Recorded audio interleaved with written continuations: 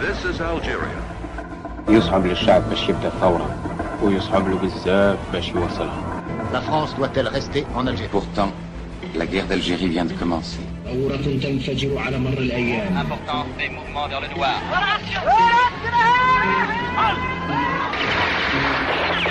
D'une nouvelle révolte des Chaouia. Les Aurès, une région de tout temps contaminable par les idées révolutionnaires. En 1956, ils étaient près de 20 000, bien entraînés. On les appelait les Moudjahidines. مجاهدين مناضلين حملوا المشعل نتاع الثورة والمشعل نتاع الحرية. This is Algeria. The peace has just begun. Peace and independence. Fashhadou, histoire et mémoire.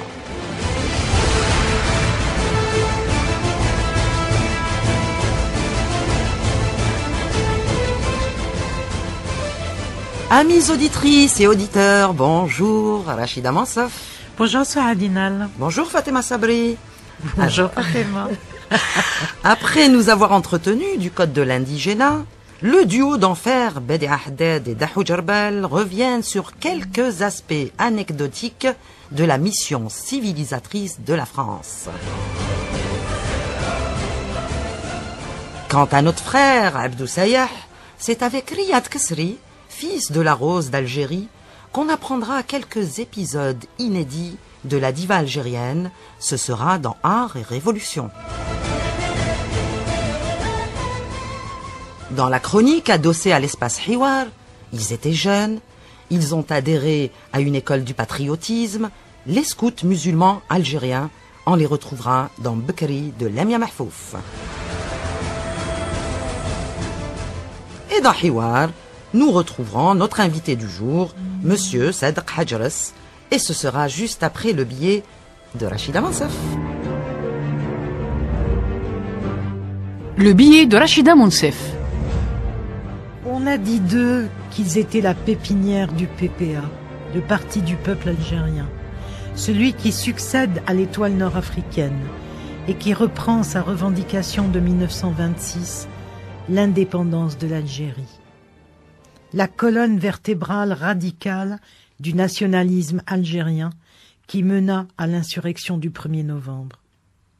Le premier martyr du 8 mai 1945, qui portait ce jour-là à Sétif le drapeau algérien, fut l'un d'entre eux, un scout des SMA, des scouts musulmans algériens. Appelés ainsi pour se différencier des EDF, les éclaireurs de France, les laïcs qui existent en Algérie depuis 1914, des éclaireurs indépendants nord-africains, des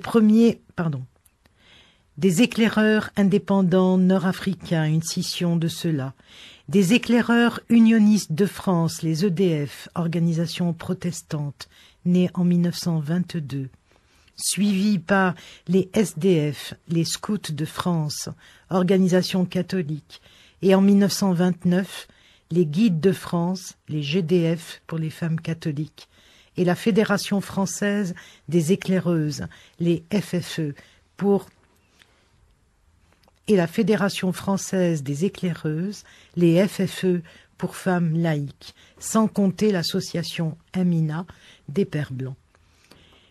Le premier groupe de SMA fut créé à Alger en 1935 par Mohamed Bourras de Miliana, proche du Cercle du Progrès, animé par Cheikh Al-Uqbi, membre des Ulama. Il sera exécuté en 1941, pendant que Omar Lara créait les EMA, les éclaireurs musulmans algériens, avant qu'ils ne fusionnent. D'autres groupes ont suivi, à Constantine, Annaba, Mzdranem, Miliana. Les adhésions sont très nombreuses, rapidement, et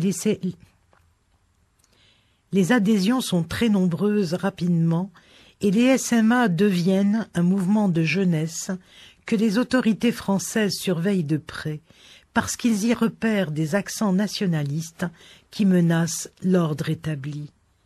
Mais que sont les jeunes, dits musulmans, ces années-là, au milieu des années 30 ? Ils sont majoritairement livrés à la rue, 10% à peine sont scolarisés et bloqués de toute façon à 90% au cours fin d'études. Les autres sont les petits cireurs du « Siri monsieur », les porteurs de couffins, des madames, des « bonjour madame, tcheri la dame », des vendeurs de journaux à la criée ou à domicile. Leurs pères sont des dockers, des marchands ambulants, mais surtout des chômeurs, et leurs mères, souvent, femmes de ménage, des Fatma. Ces enfants-là étaient à l'école de la rue. Et la rue, ces années-là, était bouillonnante. Les colons avaient été touchés par la crise mondiale et la baisse des prix de leurs produits. La misère s'était généralisée dans les campagnes et avait jeté sur les routes de longs convois d'hommes, de femmes et d'enfants affamés. Beaucoup d'entre eux venaient chercher dans les villes quelques moyens de subsistance et s'entassaient dans les bidonvilles insalubres et tentaculaires. Les élites, elles, cherchaient une issue à un ordre qui devenait plus intolérable que jamais. En France, ce fut le Front populaire, un régime de gauche, et les ulamas, les élus, les communistes et les socialistes sont pris d'espoir de se faire entendre, de Fafa, Madame la France. Ils se réunissent à Alger, au Majestic, devenu la salle Atlas, pour élaborer des revendications sociales, économiques et politiques qu'ils vont porter à Paris. Au retour des délégués sans résultat aucun, un meeting est organisé au stade municipal d'Alger. Sali Hadj, grand orateur, prend la parole. Il se baisse, s'empare d'une poignée de terre et déclare « Cette terre n'est pas à vendre ». Intervention radicale qui répond au ras-le-bol général et à la déception politique. Les scouts musulmans algériens, sous la double influence des ulamas d'une part et du PPA-MTLD, vont peu à peu devenir le porte-voix du nationalisme radical. Ils refusent de lever ou de saluer les couleurs de la France. Ils vont adopter les chants nationalistes arabes, ceux des partisans qu'ils traduiront plus tard, avant de créer leurs propres textes qui seront repris en symboles identitaires, revendicatifs d'une patrie libre et indépendante.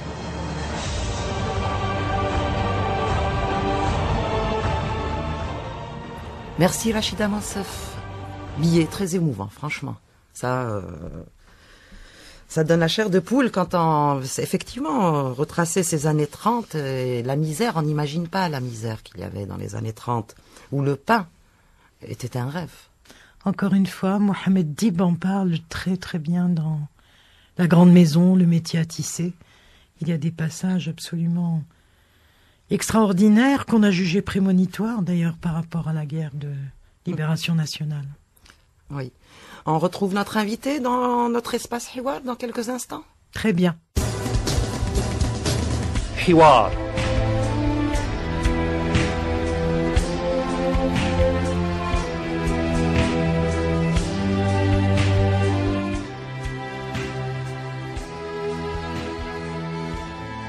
Monsieur Sadaq Hajras, bonjour, merci d'avoir accepté notre invitation.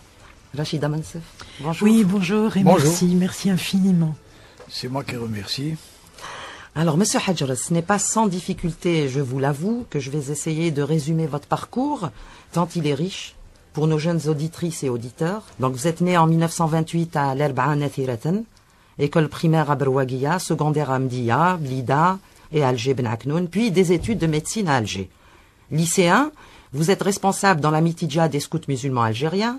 En 1944, vous adhérez au Parti du peuple algérien, MTLD à partir de 1946. À partir de 1947, vous êtes l'un des principaux animateurs de l'Association des étudiants musulmans d'Afrique du Nord à Eman, dont vous serez président élu, on précise bien, en 49-50. 1949, vous quittez le MTLD suite à ce qui était appelé la crise berbériste et autres qualificatifs que vous remettez d'ailleurs en cause.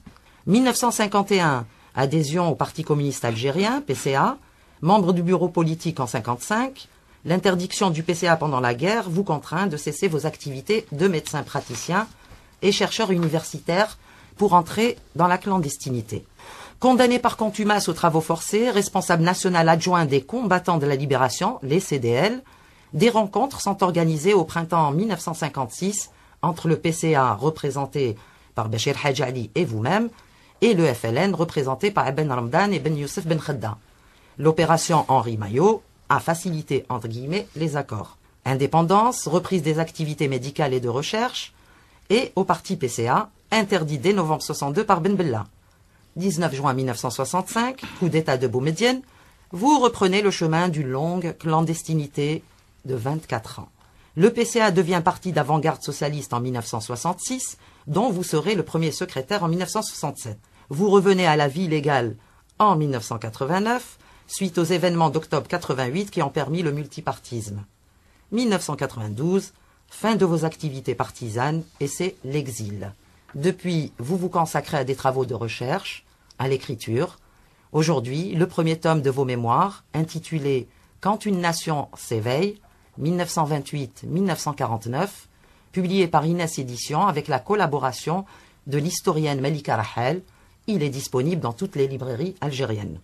Alors évidemment, il faudrait des heures d'émission avec vous pour aller au fond des choses, ce que notre magazine Fashhadou, Histoire et Mémoire ne peut malheureusement pas faire.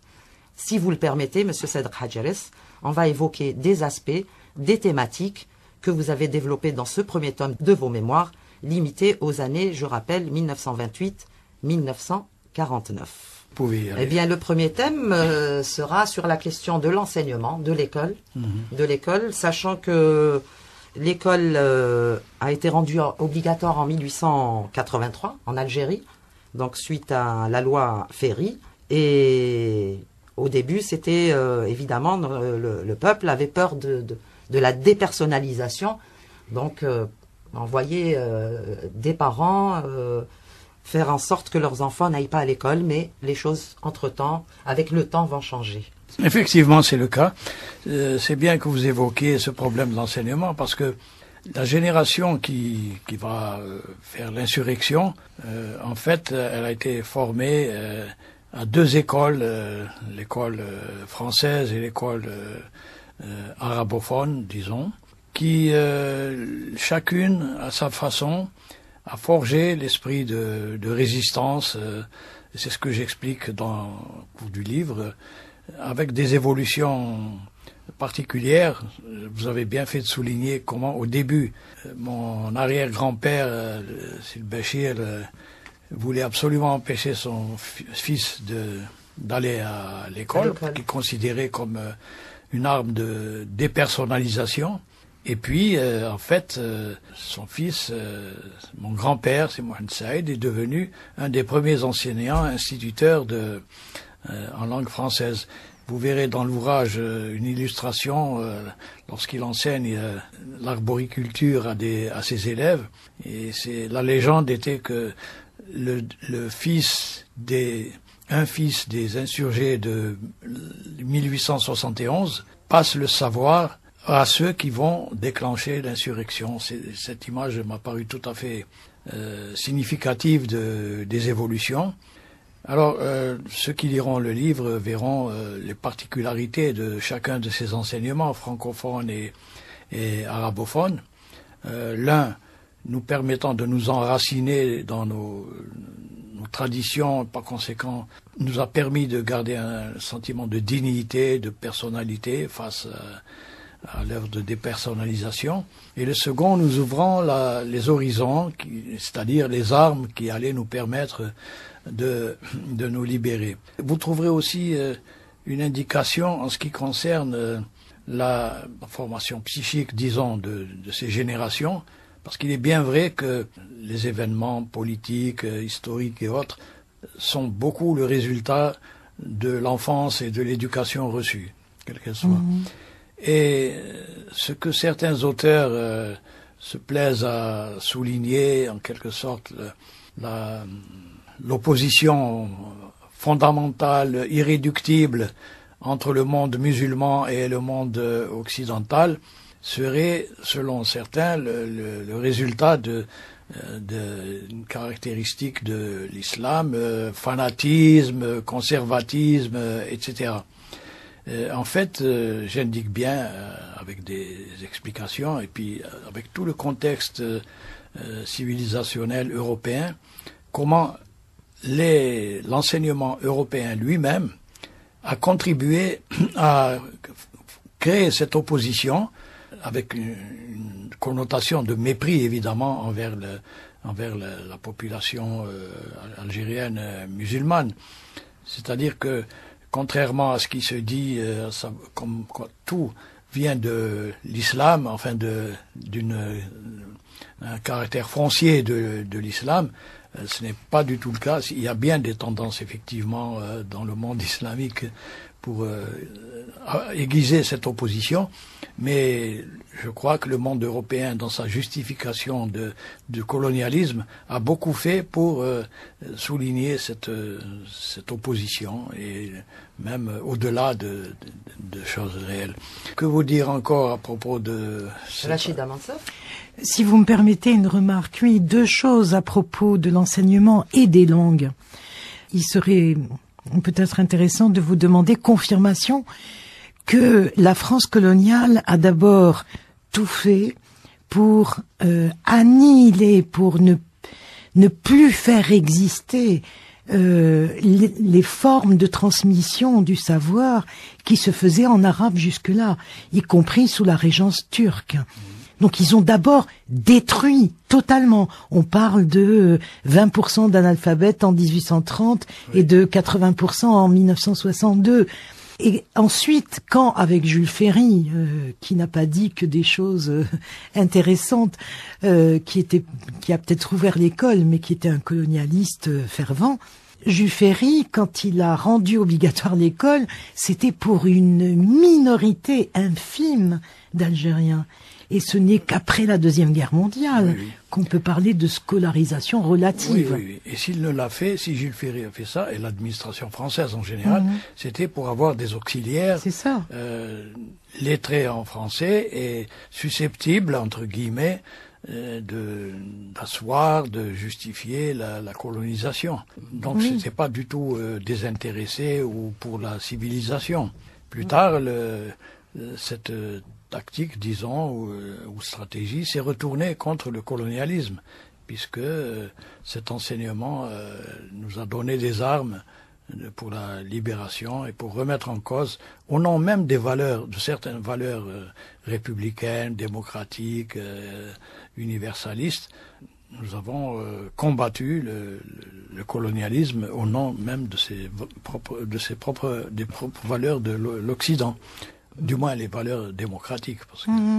Moi, j'avais toujours beaucoup aimé cette réflexion de Mustafa Al-Sharaf qui expliquait que une des raisons de l'éveil nationaliste reposait sur la contradiction que la France se présentant comme la France des droits de l'homme, comme la France de terre d'accueil, terre d'asile, etc., faisait absolument le contraire en Algérie, en écrasant, en opprimant la population. Et donc, ce discours qu'elle voulait transmettre par le biais de l'école était totalement contradictoire avec le vécu concret des gens. Et ça, il ne pouvait pas y avoir de meilleur outil que celui-là. Oui, et lorsque le président de la République française, Vincent Auriol, je me souviens plus si c'est vers la fin des années 40 ou le début des années 50, ils ont fait un effort pour ouvrir en plus grand l'accès de l'école. C'est-à-dire, à l'époque, si auparavant les parents algériens essayer de faire pression, verser des bakchiches pour que leurs enfants n'aillent pas à l'école. Là, c'était vraiment la course, y compris, pour que leurs enfants puissent. Il y avait des files énormes. Et là, ils ont ouvert, plus ou moins, mais toujours avec cet esprit d'avoir une génération qui soit, qui défendent des auxiliaires, voilà, comme vous le disiez. Auxiliaires. Et concernant, monsieur Sadr Hajros, concernant les filles, l'école des filles. Oui, alors pour les filles, évidemment, l'évolution s'est faite progressivement. Il n'y avait pas beaucoup de filles scolarisées. C'est sûr. Quand quelques filles étaient scolarisées dans un village, par exemple, c'était vraiment singulier. Je prends l'exemple de l'Erba Ibn Moussa ou de Barwaguiya. On les montrait du doigt quelquefois, avec un brin de... Enfin, c'était un peu comme s'ils avaient trahi. Oui, déjà. Un peu comme... voilà. Parfois même de dérision. Enfin, on disait, tiens, voilà, les filles du Cadi ou les filles de... voilà. Oui, parce que c'était généralement réservé aux grandes familles, aux familles de grands temps. Mais plus tard, les filles... donc, parce qu'il y avait le poids de la société, là, qui laissait sortir les filles. Je prends un exemple, je prends mes sœurs. Hein. Alors, au fur et à mesure des années, la première est pourtant famille d'instituteurs, hein, mon père. La première est allée jusqu'au certificat d'études. Pourtant, nous habitions dans l'enceinte de l'école. Hein. Il n'y avait pas la difficulté que les filles traversent le village pour aller à l'école. Pas à traverser donc la première est allée jusqu'au certificat d'études, la seconde jusqu'au brevet, la troisième jusqu'au bac, et la quatrième, elle a fait des études de sage-femme à l'université. Oui. C'est vraiment typique. Ceci dit, dans l'enseignement arabophone également, il y a eu cette progression et l'enseignement des médersas, dont certaines, la majorité, étaient animées par l'association des ulama, et il y avait d'autres qui étaient patronnés par le PPA, MTLD, ont fait une place aux filles, une place substantielle. Et Ben Badis en particulier a vraiment fortement encouragé l'éducation des filles. Y compris celle de sa propre famille. Il a commencé par ses sœurs. De sa propre famille. Donc c'était déjà un grand pas en avant. Oui, c'est pour ça que je trouve, si tu permets, je trouve très intéressant dans le livre de Monsieur Hajjaz, justement ces longues descriptions et du mouvement des ulama et du personnage Ben Badis enfin vous montrez bien qu'il est quand même très particulier dans ce courant lui-même traversé par différentes tendances, mais en tout cas c'est bien parce que la France commence par tout raser que les Algériens étaient en attente de nouvelles structures pour apprendre. Et ça explique, et ça j'ai souvent remarqué que les jeunes ne le comprenaient pas toujours, ça explique pourquoi le recouvrement de la langue arabe était si important, pourquoi il a fait partie des revendications. Tout à fait. Tout à fait. Et on peut dire que l'esprit d'insurrection, de rébellion, était alimenté conjointement et par l'école française avec toutes ses limites, toutes ses déformations, et l'école arabophone. Et les générations, c'était pas un niveau, si on parle numériquement, mais si on prend les insurgés de novembre, enfin des biographies individuelles, on se rend compte que, en général, la moyenne, c'était ceux qui avaient le certificat d'études, maximum école primaire supérieure, mais ça a été vraiment des cadres du mouvement politique et du mouvement insurrectionnel. Nous profitons donc de la présence de M. Sadr Hajjaz à Alger. Et il y a une thématique qui nous tient à cœur, c'est la question de la culture, du mouvement associatif, qu'il soit sportif, culturel, les SMA, les ulama. Si vous voulez bien, on va un peu évoquer avec vous cette floraison de mouvements associatifs et l'impact des partis politiques sur ces associations. Oui, vous faites bien de souligner l'importance du mouvement associatif. Je considère, ce n'est pas un a priori, mais c'est un constat qui reste valable d'ailleurs, à mon avis, à toutes les époques que nous avons traversées depuis les années 40, à savoir que le mouvement associatif de toutes sortes, et notamment culturel, au sens large du terme, c'est le soubassement du mouvement politique, et comme résultat d'un travail de la société sur elle-même, c'est ce qu'on néglige en croyant que la politique surgit du néant. En fait, il y a vraiment ce que je disais, un travail souterrain qui est pas toujours forcément organisé, qui se produit à l'insu même des des individus, des collectivités, et qui fait que les consciences évoluent jusqu'à la prise de conscience que les changements souhaitables doivent être faits. Mais il faut un niveau culturel. Je voudrais en passant dire que éclairer cette interaction entre le culturel et le politique à propos de cette fausse querelle qu'avait initiée Malik Ben Nabi en disant que la colonisabilité, à savoir que pour se libérer, l'engagement politique non seulement n'était pas nécessaire, mais qui était nuisible. Ça allait jusque-là, parce que au point que les associations, y compris des ulama et autres, ont condamné ce point de vue, parce qu'ils reprochaient aux ulama de s'intéresser à la politique. En fait, les deux choses sont liées. Ils prétendaient que il fallait d'abord éduquer les gens, etc.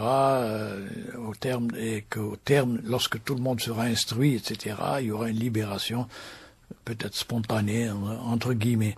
En fait, ils négligeaient le fait que l'action politique elle-même est un élément d'élévation de la culture. Absolument. Lorsque il y a eu la montée du mouvement national,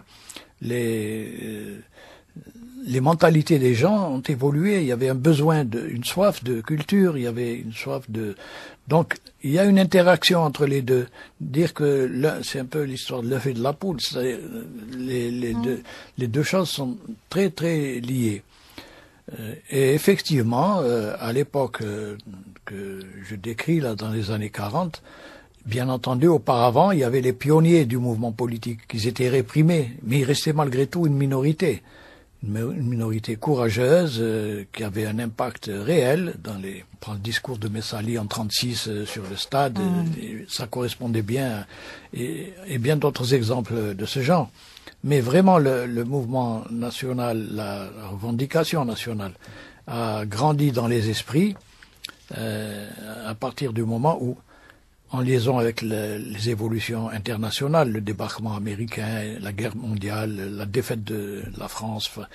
Donc, en même temps, il y a eu ces facilités et cette volonté de développer un mouvement, qu'il soit sportif, qu'il soit théâtral, qu'il soit vraiment toutes sortes d'activités. L'évolution du théâtre aussi.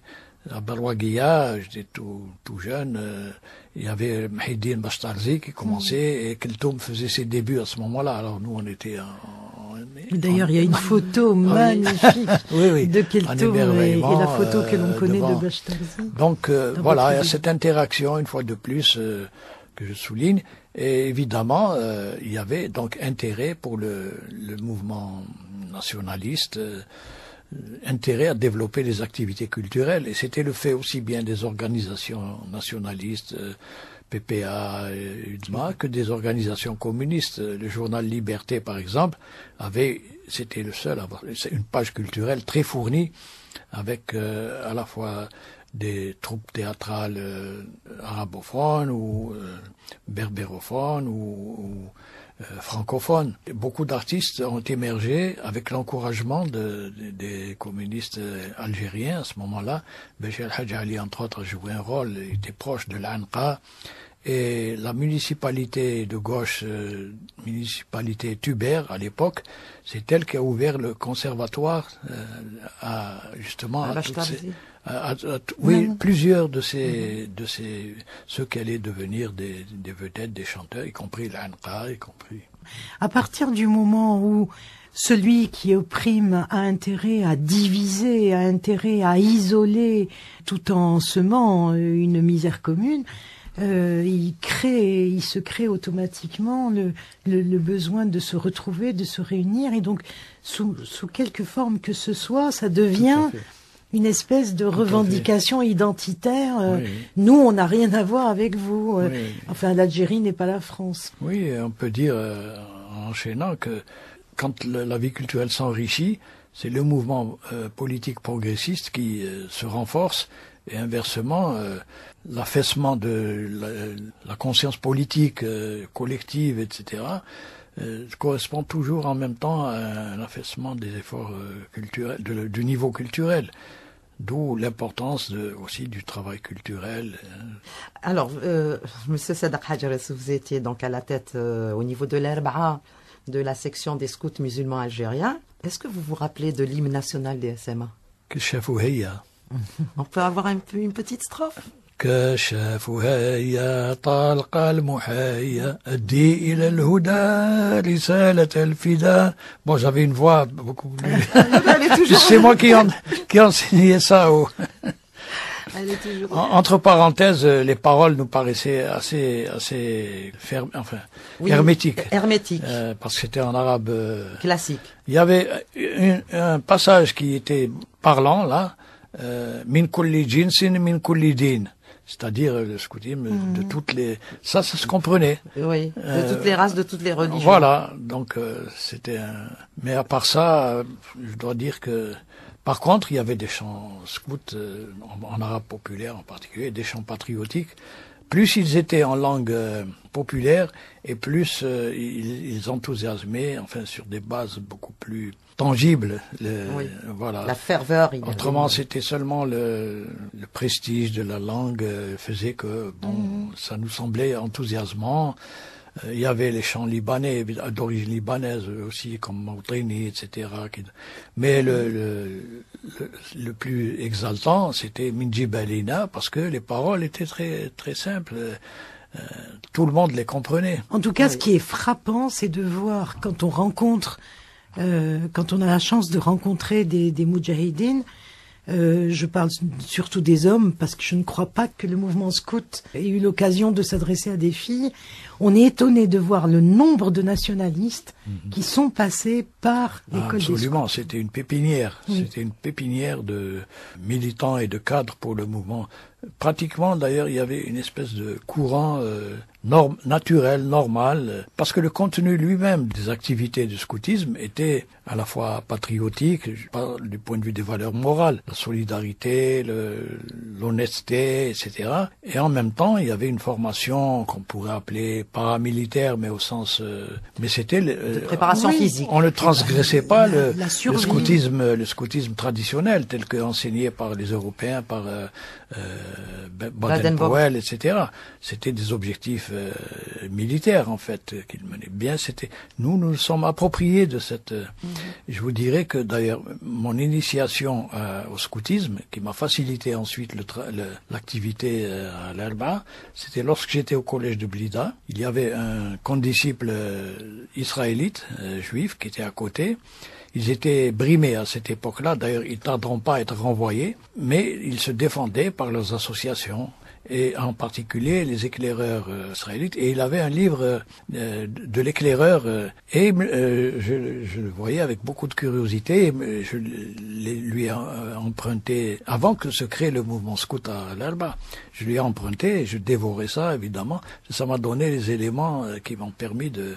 La finalité du mouvement scout, en fait, c'est être au service de la société, de nature pacifique dans des conditions normales et de nature guerrière, beaucoup plus guerrière en période. Voilà. Et par la suite, Keramis Mazir également. Alors justement, comment c'est Keramis Mazir, le chant? Oui. Comment pouvez-nous donner une petite strophe aussi? On peut en profiter. كميس ومزير إطيجان يولد عطاسيا قول فصغير من وبان اغتزيد كميس ومزير إطيجان يولد عطاسيا وصغير صغير نوفان اغتزيد كميس ومزير إطيجان يولد عطاسيا وصغير صغير نوفان اغتزيد الباس بزرادي كرده وزفريوان يسادر برشاكي تلسكوين هذاك يسودس يسماركي تلسكرم أواد تتصوبك تتسمكتين قصما تتصغلات ترقض مازال تولم أسان تتسلم ذكينين يسو مزير ديجنا يوليد طاسيا Nous avons eu, Souad, la chance extraordinaire de rencontrer Monsieur Sadak Hadjares à l'occasion d'un voyage qu'il a fait récemment à Alger pour présenter son livre, en fait. Oui. Quand une nation s'éveille. Oui. Son livre, donc, qui est sorti officiellement lors du dernier Salon international du livre d'Alger. Voilà, le SILA. Et pour revenir donc justement au rôle et au travail des SMA, des scouts musulmans algériens, Lamia Mahfouf a déniché quelques témoignages, et pas des moindres d'ailleurs, et c'est dans Bekri.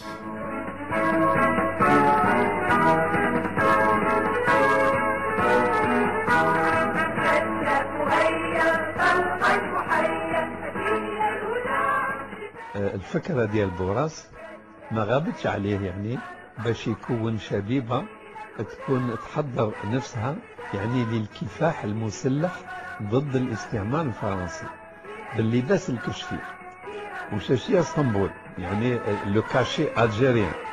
الأناشيد كلها ترمي إلى بعث الروح الوطنية فينا. Le scoutisme a commencé par attirer les jeunes Algériens parce que il y avait une tenue, il y avait un drapeau, il y avait des activités qui à l'époque pouvaient ressembler à des activités paramilitaires. Et dans l'atmosphère de la jeunesse algérienne de l'époque, une jeunesse qui cherchait sa voie, une jeunesse qui était attirée par l'éducation religieuse des ulama, qui était attirée par les appels nationalistes de l'étoile nord-africaine et ensuite du PPA, il y avait un désir de renaissance qui coïncidait avec tous les désirs de renaissance que l'on constatait sur le plan du mouvement sportif, sur le plan du mouvement des médersa et même sur le plan politique avec l'organisation du Congrès musulman et par la suite le développement de l'étoile nord-africaine et donc du nationalisme. كان عندها دور تربوي ودور توعية وطنية وفي الخارج أيضا قامت بدور السفير. كانت هذه المؤتمرات العالمية فيها غير الكشافة الفرنسوية، فحضور الجزائر سواء في أوروبا وإلا في العالم العربي لأنه كان أيضا لأول مرة صوت الجزائر يرتفع في هالمؤتمرات الكشفية بواسطة الجيل اللي قام بالحركة الكشفية في هذا الحال. أوت 47 هذا جمهوري وتجمع يقع كل 4 سنوات على مستوى العالم. عينونا قادة 4 فرق، الفرقة نتاع الغرب يسموها الأميرة القادة، عينوا من العاصمة بودوا الله يرحمه أبو داو الله يرحمه، عمر أبو داو، سطيف محمود بن محمود الله يرحمه، وعنابة نوار مع قرالين، ومشينا في 4. ركبونا في باخرة حربية يسموها جورج ليك، جينا نركبوا جابوا لنا علامات فيها فرنسا، اتفقنا ولا واحد يعملها، حنا نعملوا الجزائر. En ce qui concerne le scoutisme, en novembre 54, l'association a été surprise, comme toutes les autres associations, par le 1er novembre. Même l'organisation nationaliste, le PPA, le MTLD, l'UDMA ont été surpris. Il n'y avait que les responsables, les cadres de l'organisation spéciale de l'OS qui étaient au courant et qui ont lancé le 1er novembre.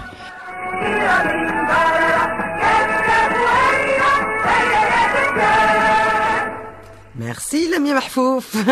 Tu es d'emblée inscrite dans le mouvement en tant que Morshida. Hein? Oui, carrément. Éclaireuse. Éclaireuse, c'est pas mal. Donc voilà, on aura concernant le premier intervenant, Rachida, il s'agissait de Monsieur Mohamed Reda Bestanji, voilà, qui a été longtemps un des dirigeants, longtemps commissaire général des SMA. À l'indépendance, il a été journaliste, il a occupé par la suite de nombreux postes, dont le secrétariat général de l'agence Presse Service. On a reconnu le second intervenant, l'historien, donc Mahfoud Qaddesh, voilà. Qui est très connu évidemment, qui a écrit de nombreux ouvrages sur l'histoire de l'Algérie. Le troisième intervenant étant Monsieur Amar Bentoumi, donc avocat, qui a été le premier ministre de la Justice à l'indépendance et qui est l'auteur d'ailleurs de 2 livres, au moins, à ma connaissance, un sur la naissance de la justice algérienne, paru chez Casbah en 2010, le second, Crime et infamie, la colonisation vécue par un Algérien, 1923-1962, toujours chez le même éditeur en 2013. Voilà. Ensuite, nous avons eu comme intervenant Abdelhamid Mahri, un politique, donc longtemps à la tête du parti du FLN, du moins de 1988 à 1996. Il a été ministre auparavant, etc. Et on termine avec, on fait un retour avec Mahfoud Qaddesh. Voilà. Alors, Rachida Mansef, justement, concernant c'est ce que vous avez dit au début, concernant les scouts, ce qu'il faut savoir, c'est que sur les 22 qui sont réunis donc pour décider de passer à l'action, tous étaient de l'os. Ça, vous l'avez dit, effectivement. Mais tous étaient de l'os, et 18 étaient passés par le mouvement scout. 18. Et Lies Derriche, d'ailleurs, a été chef scout du Clos Salambier, bon, actuellement El Madania. Voilà. Donc, concernant effectivement ce mouvement... Ah oui, c'est étonnant de voir Aït Ahmed passer par là, Didouche Mourad, l'Arbi Ben Mehdi... non, vraiment tous les grands dirigeants, et effectivement, parmi les déclencheurs, la plupart étaient passés par les scouts musulmans algériens, puis ensuite par le PPA. Oui, d'accord, Fatema Sabri, arrête de gesticuler, on va céder l'espace à Abdou Sayah. La terreur. La terreur, vraiment. Hein. Donc Abdou Sayah qui a rencontré Riyad Kasri, fils de Warda El-Jazaïria, et c'est dans Art et Révolution.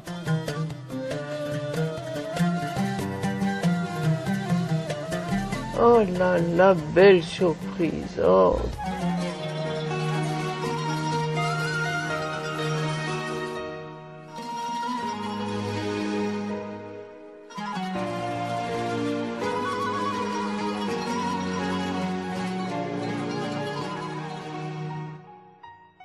Elle nous a quittés sur la pointe des pieds. Lorsqu'elle chantait, les mélomanes étaient aux anges. Aujourd'hui, ce sont les anges mélomanes qui doivent être ravis. Warda al-Jazaïria, l'une des dernières voix sacrées du panthéon musical arabe. Les admirateurs pleurent encore la rose d'Algérie. Warda al-Jazaïria. Aujourd'hui, nous rendons hommage à cette grande dame qui a marqué des générations. C'est avec beaucoup d'émotion que je vous en parle, puisque je suis en présence de son fils Riyad Kasri. Merci beaucoup exceptionnellement pour cet hommage, pour votre maman. Merci à vous. Warda al-Jazaïria a eu trois terres d'accueil et d'amour. L'Algérie, le Liban et l'Égypte. Oui, tout à fait. Mais si on doit commencer chronologiquement, il y a eu d'abord Paris où elle est née. Je mentionne Paris parce que je ne peux pas occulter cette dimension dans la composition du personnage culturel qu'est Warda. C'est vraiment avant tout d'abord un héritage jazaïri, chewi, de par son papa, et aussi un héritage charqi avec sa maman libanaise. Née à Paris, donc elle est imprégnée d'une culture, d'une exposition à l'Occident, qu'on le veuille ou pas. Et c'est ce qui fera d'ailleurs plus tard, quand elle sera en Égypte, c'est ce qui fera sa distinction par rapport aux autres chanteuses. On a souvent rendu hommage à Warda la chanteuse. C'était une artiste, une chanteuse très illustre, mais on oublie que Warda a été avant tout une militante. Très jeune, et avant sa majorité, elle participait au combat de la Fédération de France pour l'indépendance de l'Algérie. Employer le mot participer au combat, ça peut prêter à équivoque, et je veux pas que demain que les historiens nous disent non, comment, attention, bon, il faut être précis. En fait, effectivement, oui, disons qu'elle a contribué, elle a apporté sa touche. Je raconterai une petite anecdote. Warda est au Caire en 1959. Elle en a marre du milieu artistique, c'est pas évident d'être responsable de toute une famille, parce que bon, ses frères et sœurs vivaient avec elle en Égypte. Vous savez, obtenir des contrats, des concerts, c'était loin d'être évident à l'époque. Et las de tout ce milieu, elle va voir monsieur Ali Kafi à l'époque, qui était notre ambassadeur, qui était au Caire. Allah yarhamou, il vient de nous quitter. Elle va le voir et lui dit, écoute, voilà, c'est Ali, moi j'en ai marre de ce milieu, j'ai envie de rejoindre le maquis. je vais aller soigner les moujahidines في الجبهة comme les autres infirmières. Bon, il l'a regardé, il lui a dit qu'est-ce qui se passe. Il lui a dit écoute voilà, ça va pas, c'est pas évident, c'est pas facile, j'arrive pas à joindre les deux bouts, avec les portes sont fermées, c'est pas évident. Il lui a dit écoute voilà, je vais sur mes fonds personnels, je vais te donner une petite aide financière. Et ça, c'est des propos que ma mère m'a rapporté. Hein. Donc il lui a remis une enveloppe où il y avait une somme d'argent. Il lui a dit écoute Warda, on a plus besoin de toi avec ta voix. Tu contribues beaucoup plus avec ta voix à chanter la révolution, à faire connaître Thawra Interna, plutôt que de t'envoyer comme chair à canon sur le front. Tu seras certainement moins utile sur le front qu'ici ou ailleurs à chanter la révolution. Et subhanallah, elle a pris cette enveloppe et le lendemain, elle a eu une proposition de concert. Le lendemain, elle est retournée à l'ambassade et lui a dit Tfaddal, je vous rends votre argent, si Ali, je viens d'avoir un contrat. Donc effectivement, bon, on connaît moins le côté patriotique. Certaines chansons comme Saïdoun il Jibel, Nida Damir et Kuluna Jamila et d'autres ne sont pas connus de la nouvelle génération. Warda, c'est Betwen Nesbik, etc. Les gens de l'ancienne génération savent que Warda a chanté. Il suffit de mentionner quelle a été la réaction de Jamal Abdel Nasser quand, à sa demande, un couplet a été rajouté à la chanson Al-Watan Al-Akbar, qui a été interprété par Warda. Comment à la fin de son interprétation, il lui a dit, avec sa voix et sa stature, Ahlan Bejazair. Donc c'était, oui, c'est un parcours qui a d'abord et avant tout commencé, imprégné par l'Algérie, par la révolution algérienne. Lorsqu'elle chantait, en tous les cas, à Paris, dans ce lieu où se rencontraient pratiquement ces Algériens au quartier latin, elle était très jeune et toutes les recettes allaient, c'était pour le FLN à l'époque. Effectivement, elle a fait d'ailleurs aussi une tournée. Elle a fait une tournée qui l'a amenée en Tunisie et au Maroc, de concerts où les recettes allaient au FLN. Et c'est d'ailleurs suite à cette tournée qu'il y a eu une condamnation à mort. Warda, la militante, qui a commencé à chanter pour l'Algérie, qui a terminé en chantant pour l'Algérie avec la chanson Mazal Warfin. Oui, tout à fait. Mazal Warfin. En fait, c'est vraiment, là aussi, c'est un autre, je sais pas, c'est une coïncidence. Une des premières chansons de ma mère, c'est Yal Marouh al-Bled. Donc, elle ne connaissait pas encore son pays. Elle n'y était pas encore allée. Et elle chante l'Algérie. Donc, elle a à peine 11 ans, Yal Marouh al-Bled. Elle a envie de découvrir ce pays, mais tout ce qu'elle connaît de ce pays, c'est à travers son père, ce que son père lui en dit. Et puis la dernière parole que Warda dit, c'est, elle l'enregistre en mars 2012, Nousikum ya Ouladi, Hamouha Bladi. Donc la première parole c'est l'Algérie, la dernière parole c'est l'Algérie. C'est une boucle en fait. La boucle est fermée et entre-temps donc il y a eu toute cette carrière. Mais ça part de l'Algérie et ça revient vers l'Algérie.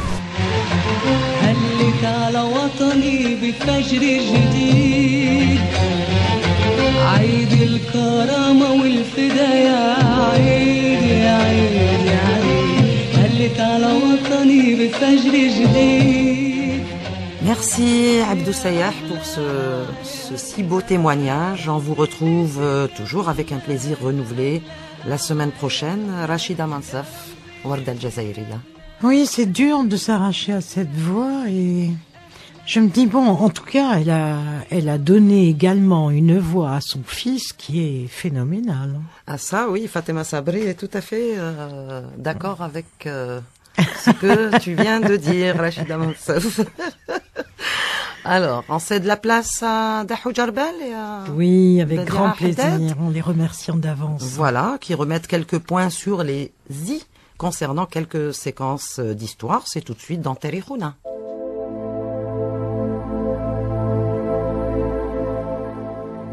تاريخنا.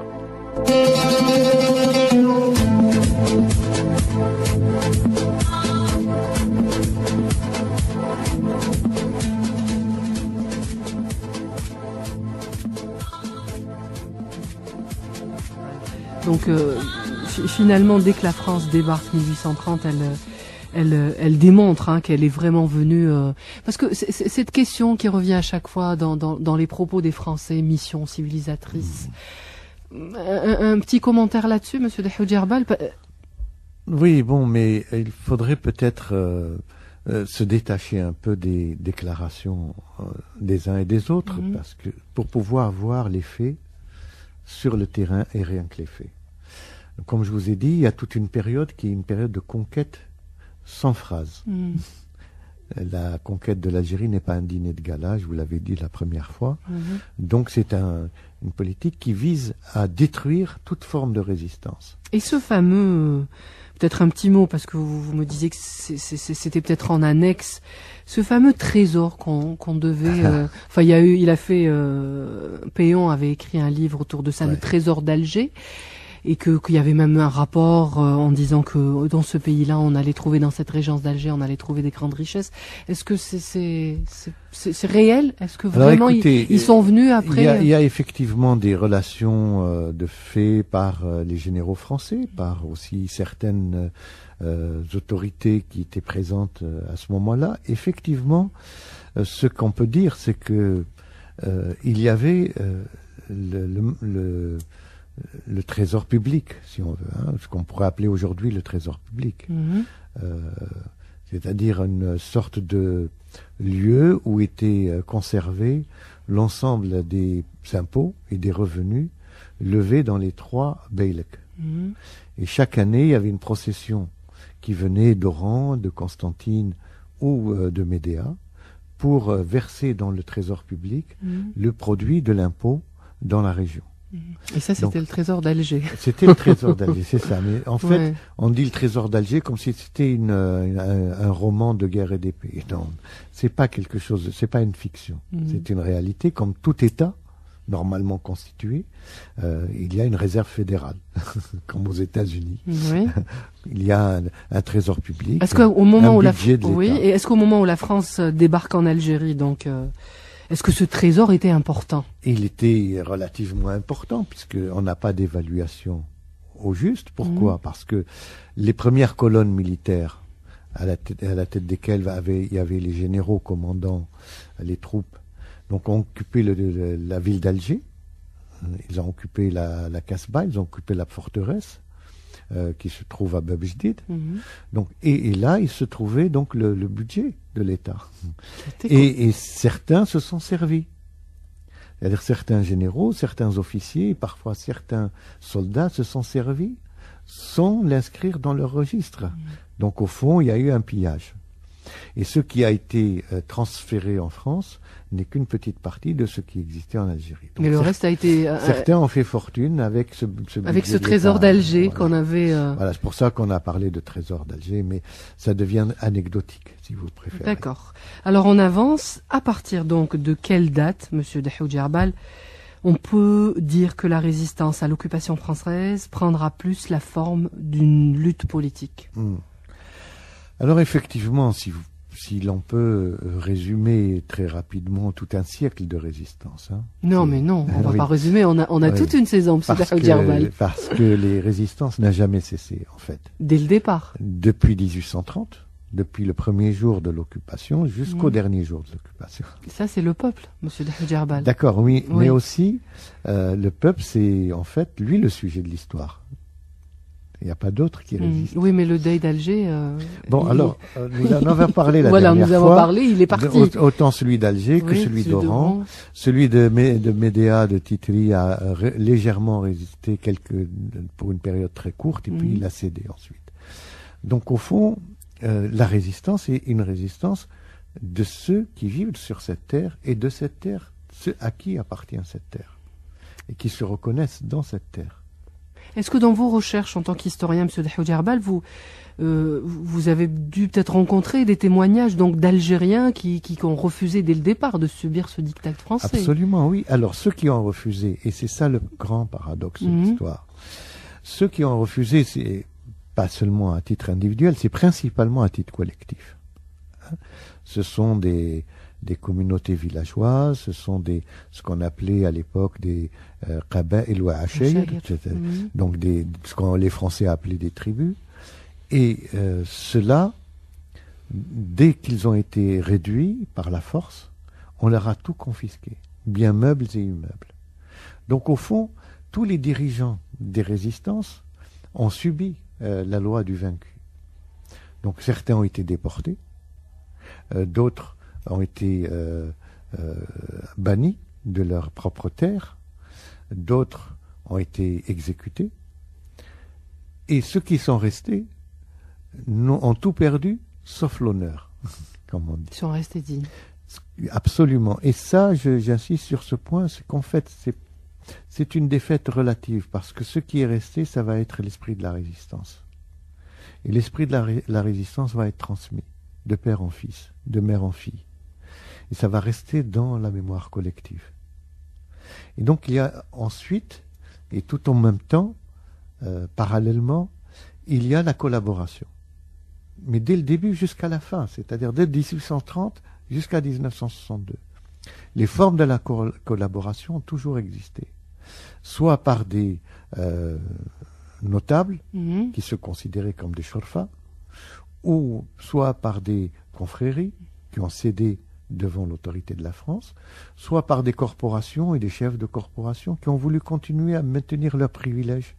Comme les qadis également, M. Dahou. Et aussi quelques qadis, mais quelques représentants des biens habous ou mais justement, quel était réellement le rapport de la France avec ceux qui ont dès le départ voulu collaborer? La France avait besoin d'eux pour administrer, pour gérer les affaires quotidiennes. Donc certains ont considéré qu'il était tout à fait normal de continuer à obéir à un pouvoir central, même si ce pouvoir central avait changé de pouvoir ottoman à pouvoir français. Donc ils ont continué leur service. Ce sont des forces auxiliaires de la France pour l'occupation de l'Algérie. Or, ceux-là, parfois, n'avaient ni autorité ni légitimité. Et c'est la France qui leur a donné l'autorité, qui les a appuyés par les armes, qui les a appuyés par la force, pour pouvoir s'imposer aux populations.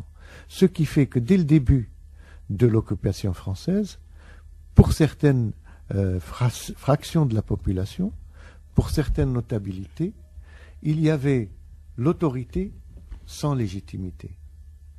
Mais ceux qui ont résisté, ils n'avaient plus d'autorité, mais ils avaient la légitimité de la représentation du peuple. Et donc, le germe de ce sentiment nationaliste, est-ce qu'il va se préciser Alors, c'est petit à petit que nous arrivons au XXe siècle. Avec le début du XXe siècle, il va y avoir un grand événement qui va constituer un tournant historique, c'est la Première Guerre mondiale. La Première Guerre mondiale, on laissera ça pour une autre fois, Monsieur Dahou Djerbal. Absolument. Je vous remercie. Au revoir.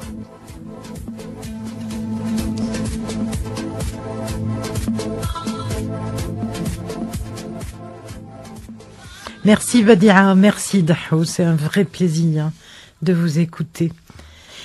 Et pour la dernière minute, avant de nous quitter, je voulais juste ajouter Non, c'est juste une petite précision. Badia avait évoqué le fameux pillage du trésor public tout à l'heure avec Dahou. C'était juste pour dire que ce livre, donc écrit par le journaliste Pierre Péan, a été édité par Chihab en 2005, mais qu'il est toujours disponible en librairie sous le titre de Même base sur Alger, enquête sur un pillage, juillet 1830. Voilà. C'est tout ce que je voulais rajouter, sans plus. Donc je vous laisse finir, très cher Rachida Mansef. Merci. Je voudrais vous rappeler notre page Facebook qui porte le même nom que l'émission, donc Fashhadou, Histoire et Mémoire. Et nous vous demandons encore une fois de nous poser vos questions, de les poser à Dahou Djerbal et Badia, qui se feront un plaisir de vous répondre. Et puis de nous proposer vos contributions ou des contacts avec des gens que vous estimez intéressants à écouter, à interviewer. Et n'oubliez pas le site de la radio, www.radioalgérie.dz. Voilà. Et pour la dernière minute, dernière chronique, Souadina a choisi une lettre que 2 Algériens catholiques adresse au journal des scouts musulmans algériens, La Voix des Jeunes. Il s'agit de Pierre Poppy, avocat qui a défendu les détenus du FLN et qui fut assassiné par l'OAS, et Pierre Chollet, médecin, grand combattant devant l'Éternel contre la tuberculose, ce mal des pauvres. et qui fut rédacteur, entre autres, d'El Moudjahed en Tunisie. Et c'est une lettre qui est un appel à la grande fraternité humaine.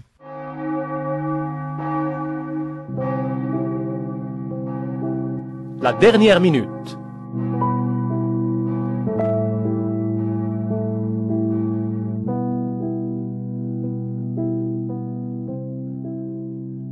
Faisant suite aux vœux exprimés à diverses reprises au cours de l'une de nos réunions communes, nous vous proposons, au terme de cette année de recherche, la constitution pour l'an prochain d'un carrefour pour la coordination des mouvements de jeunesse algériens. Ce carrefour permettrait de poursuivre un dialogue dont nous sentons tous l'urgente nécessité et de rechercher les points précis et pratiques sur lesquels il nous est possible de travailler ensemble. Nous pensons que ce carrefour doit être suffisamment large pour que chacun d'entre nous puisse s'y sentir à l'aise. C'est pour cela que les bases d'accord qui nous semblent les meilleures sont celles que nous avons dégagées ensemble au cours de nos précédentes rencontres et que nous résumons comme suit. Nos objectifs communs doivent être de coordonner l'action des jeunes Algériens en vue d'édifier une communauté humaine dans laquelle pourront se retrouver et s'exprimer librement tous les Algériens en leur permettant de s'enrichir de leurs mutuelles différences. D'opérer un véritable rapprochement entre tous les jeunes par l'habitude du travail en commun et la confrontation franche et objective des points de vue particuliers en les amenant à dépasser les réactions conditionnées par des préjugés de caste et de race. Nous aurions désiré pouvoir nous réunir avant la fin de l'année, mais le ramadan, le cortège des examens, nous incline à reporter dès après les vacances la réalisation de nos projets. Amicalement vôtre, au nom des jeunes catholiques, Pierre Poppy, Pierre Chollet.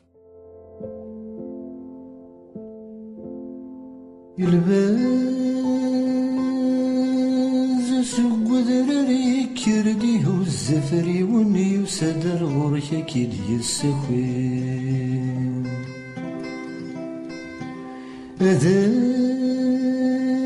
ذاكني سيولس يسمر كيد يسكرن ولس تصوضك تد يسمكتين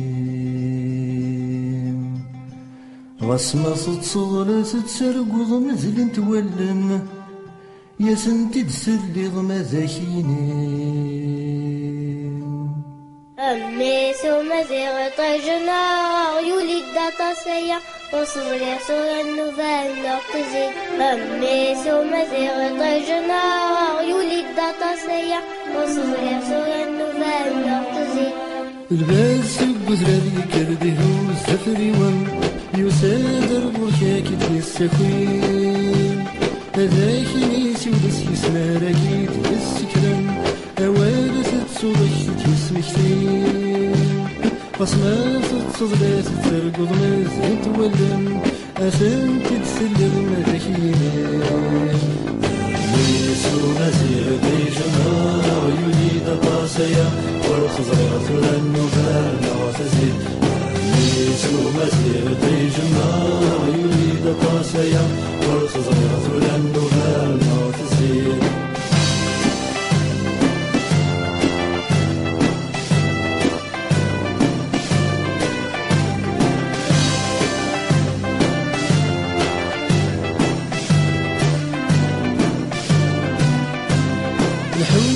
برداني لك الصغار الصعب شافت والد ذاك تتوالي أززو سجدي صراغ ثولط دي شباحة متمرتي يتسكين ملا تعدت في اللسالك دي طفت شرط أكيح لسمقليت ذاكيين نيسو مزيغ ديشنا يوليد طاسيا والخزرات للنوفال نعتزي نيسو مزيغ ديشنا يوليد طاسيا والخزرات للنوفال نعتزي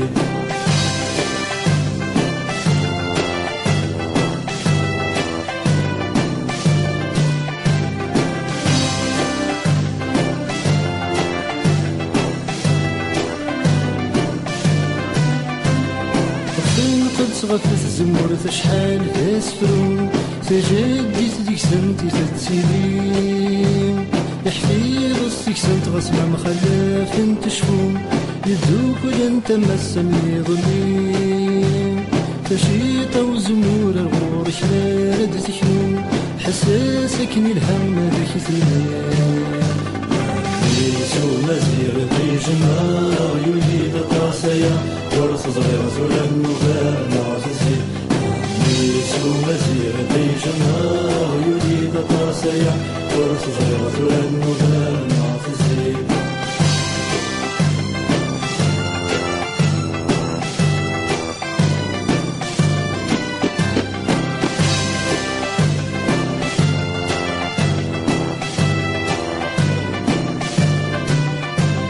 مسيقهم ظلي درمش مفاد سيدي سن توالي غصناك كي توالي هاوس ملتي فسن فارقا وسن مملالا كل الشبار تفسين الرحل انتك لا تكون بزور ذا حلوان يديك لوس الصوت ولين